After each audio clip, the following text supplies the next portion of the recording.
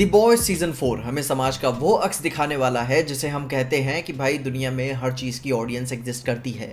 वो ग्राहक हमेशा सही रहते थे जो भाई हर डिजेनरेट चीज़ को सपोर्ट करते होंगे, इवन उस लॉ के खिलाफ भी लड़ेंगे जो लॉ उन्हें प्रोटेक्ट कर रहा होगा और अपने जनाजे का कफन खुद ही तैयार कर रहे होंगे। जहाँ भाई ये सीजन 4 का सब्सटेंस वही है कि भाई एक मुर्गा KFC को सपोर्ट कर रहा हो। होमलैंडर का वॉर्ड को टेक ओवर करने के बाद हम सबके दिमाग में ये चल रहा था कि जियान कार्लो किसी मास्टर प्लान के साथ वापस आएंगे और होमलैंडर को उसकी औकात दिखाएंगे एंड इवेंचुअली वॉट एम्पायर को गिरना होगा। मगर एम्पायर गिर रहा है लेकिन किसी और तरीके से। इट लुक्स लाइक कि होमलैंडर अब 7 को किसी सेलिब्रिटीज की तरह नहीं बल्कि देवताओं की तरह मार्केट कर रहा है, जिसका नेक्स्ट गोल बच्चों के खिलौने बनाना या फिर कोई फार्मास्यूटिकल कंपनी बनना नहीं है बल्कि वो देश चलाना होगा। He's clear with his words कि भाई वो एक wrathful gods हैं, देश करप्ट है और उसे ठीक करने के लिए उन्हें कुछ बहुत ही टेरिबल चीजें करनी पड़ेंगी ताकि सबका विकास हो सके।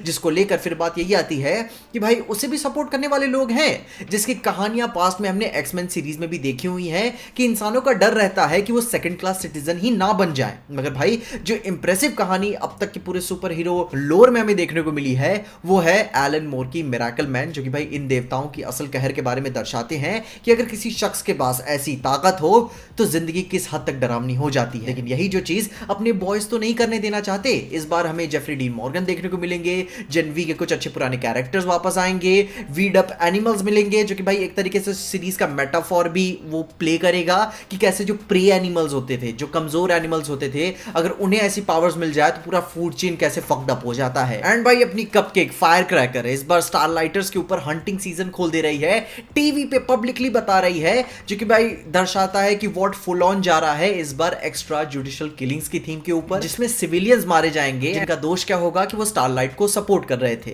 जहां भाई तैयार रहना, थोक के भाव मासूम लोग मारे जाने वाले हैं। विक्टोरिया न्यूमैन आगे चल के अपने प्रेसिडेंटशिप के चुनाव को लड़ेगी भी है, जीतेगी भी ही, जहां एंड में उसको मरना भी होगा। खैर वो बात आगे कुछ सीजन्स की है। वो भी भाई अपनी जेनवी से अपनी मैरी मनरू को भाई तैयार कर रही है ताकि होमलैंडर के खिलाफ वो एक वेपन को खड़ा कर सके। लेकिन लोर के हिसाब से अभी बुचर और होमलैंडर का ही वर्सेस होगा, क्योंकि दोनों में से ही किसी ना किसी एक को तो मरना ही होगा। जिसके बाद डीप भी इस बार पूरा इवल हो गया है। अच्छा हुआ उसकी पर्सनैलिटी का एक और भाग हमें देखने को मिल रहा है, क्योंकि पिछली वाली जितनी भी कहानियां थी उसमें उसे होमलैंडर का वैलिडेशन चाहिए होता था एंड बहुत ही पैथेटिक लगता था। लेकिन इस बार वो पूरा फुल ऑन भाई अपने मूड में जा रहा है, लोगों को मार रहा है। एंड ए ट्रेन का भी भाई स्पिरिचुअल जर्नी कंटिन्यू हो रही है, जहां ये कैरेक्टर है जो कि भाई इसका हृदय परिवर्तन हो सकता है, जो कि बहुत हद तक देखने को भी मिल जाएगा, क्योंकि इसी की वजह से ये पूरी कहानी शुरू हुई थी।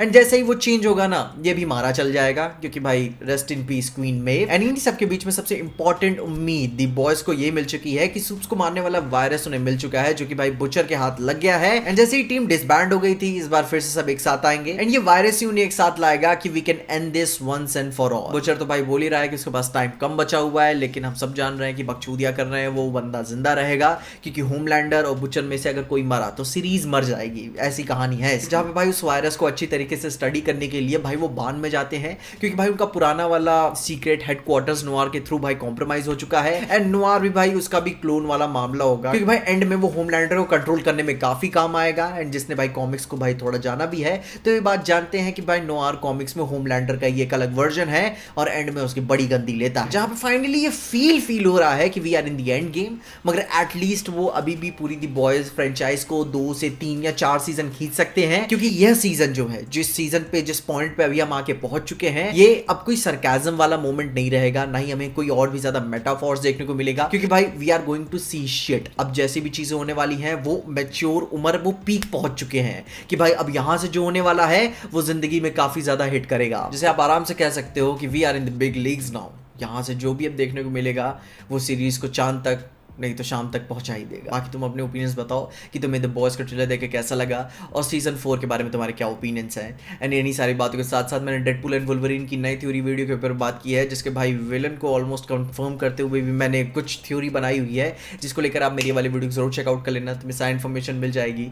मगर तब तक के लिए देखते रहिए पीजे एक्सप्लेन।